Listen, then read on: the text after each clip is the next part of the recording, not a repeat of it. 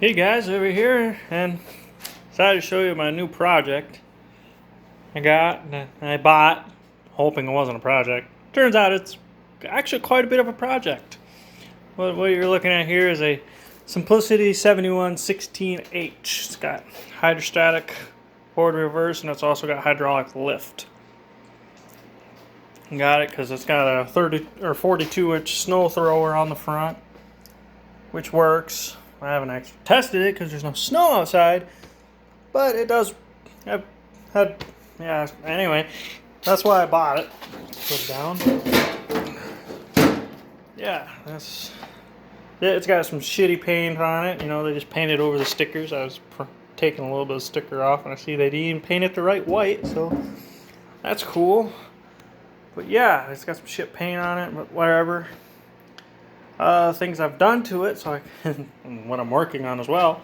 So I had to put a new head gasket in it because the head gasket was blown. Didn't realize that until I got it off the trailer and it was just blowing oil out the head. There's still the residue from it, but I put a brand new head gasket in it. I put new battery cables on it, which this ground is way too long. I probably should shorten it, but eh. And this is actually the original ground I re-terminated. So yeah, that works well. I also cleaned up some of the wiring back here, like they had some ghetto splices right there. And then this blue wire that's looped. There's two safety switches. There might have been one for the seat, but if there was, there's no remnants of that anymore. There's a safety switch to make sure this is in neutral before you start it. Make sure the PTO is off before you start it. Well, those are bypassed, which is fine. Totally cool with that. But it was done really shittily. They had the wire, old switch wire was up here, and they had it all spliced, and they didn't even use butt connectors. Like, this is for the gauge. I've got to get a gauge for it too, a new amp gauge. But they had something like, they just tied it together, and then I was like, yeah, no. So I deleted all the wiring, and I just added, and I just looped it.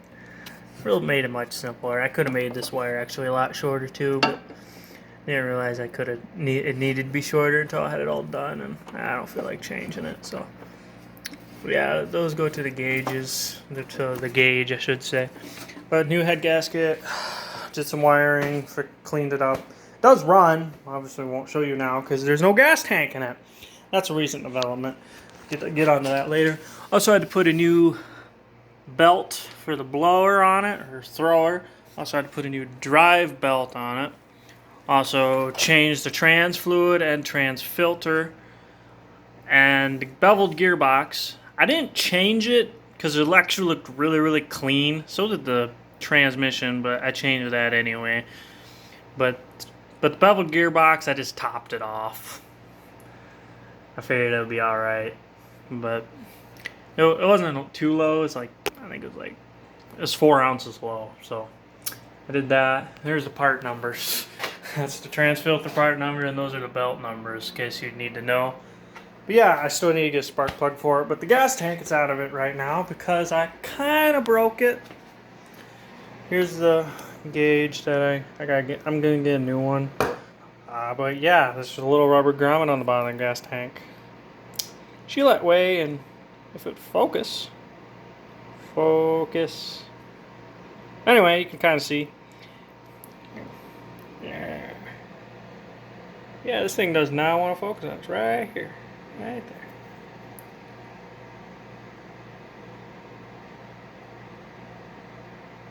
Yeah, it refuses focus. Okay, cool.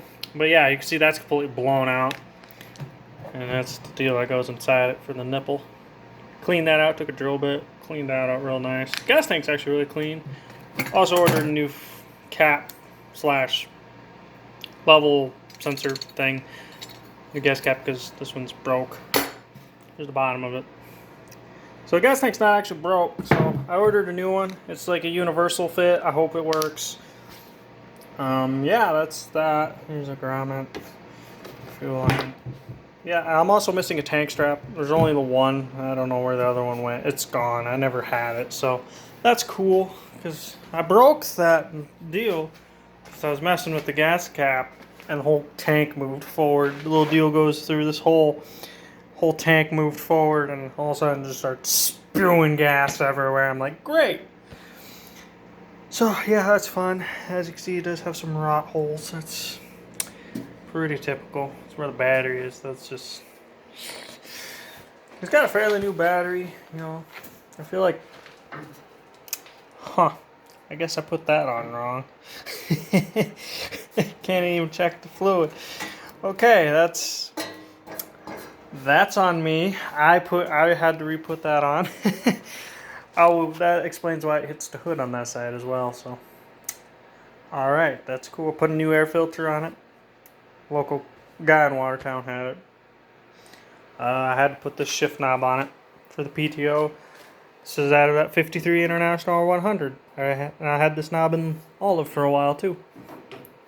But yeah, this thing, once I get the gas tank fixed, fix that so I can get the...